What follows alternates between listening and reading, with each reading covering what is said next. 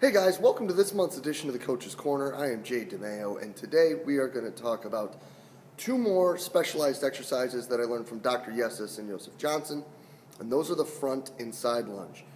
These exercises are a little different take on your typical lunges that you'll see in the weight room, dumbbells or walking lunges or barbells or whatever it may be. It's unique in the fact that it is a pushing exercise.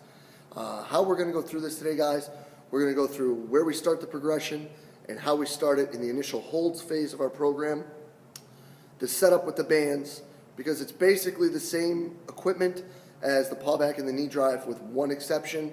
We'll show you that. Then we're going to get into step one with the bands, and then the second and third parts of the progression. So without further ado, let's get to step one, the holds and the stretches that we use with the lunge exercises to teach the position.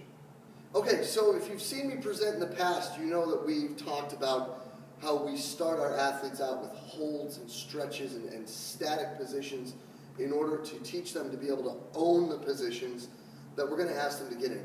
And the lunge is one of those exercises that we work in. What we're going to do, guys, is this is basically for the front lunge, an extremely big, exaggerated hip flexor stretch.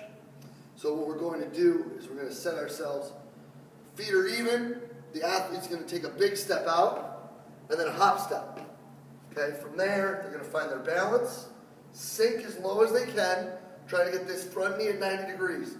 Then I'm going to try to straighten my back leg, push with my foot, and push my pelvis at the wall. Butt tight, push, straight.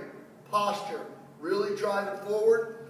Okay, and we're going to hold that starting at 15 seconds and work our way up to being able to hold that for 30 seconds. Obviously, you're going to do both legs, but again, make sure you step out long, sink to try to get that knee to 90 degrees. Straighten that back leg as much as possible, squeeze that glute, and then push with that back foot to push your pelvis forward. The other thing we want to think about when we do this, right, so we're going to come at you so you can see, is you're going to get here and sink, and you're going to see kids do this. Their hip's going to be behind them. Really have them push forward to keep their pelvis square. Keep sinking, push forward, and keep their pelvis square. For the side lunge, what we're going to do is same idea, step out and open, but if you have these 2x2 squares that most of us have in our weight room, you want to use those as a guide because you want your big toe to be on the same line as the other one. So we're going to come out, hop, step, set your feet, and push yourself to the side, pushing your pelvis out to the side, really driving with that back foot almost like it's an ice skate, and you're pushing on that inside edge, keeping that knee out, stretching that groin, owning that position.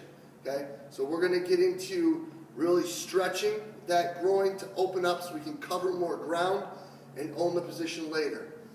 One thing you'll probably see with this stretch is one side they'll be able to go much further than the other. That's fine. They tend to catch up, but the progression is the same. We start at about 15 seconds, work our way up to being able to hold it for a minute. And it's a great ROI when it comes to an exercise. We see these improve quite dramatically using these holds in the progression that I've talked about in a bunch of other presentations.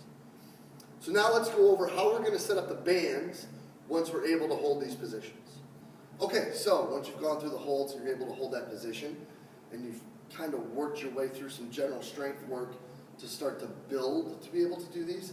Now we're going to add in the lunges. And the only difference when it comes to the equipment versus the pull back and the knee drive is we're going to use a belt as opposed to the ankle strap.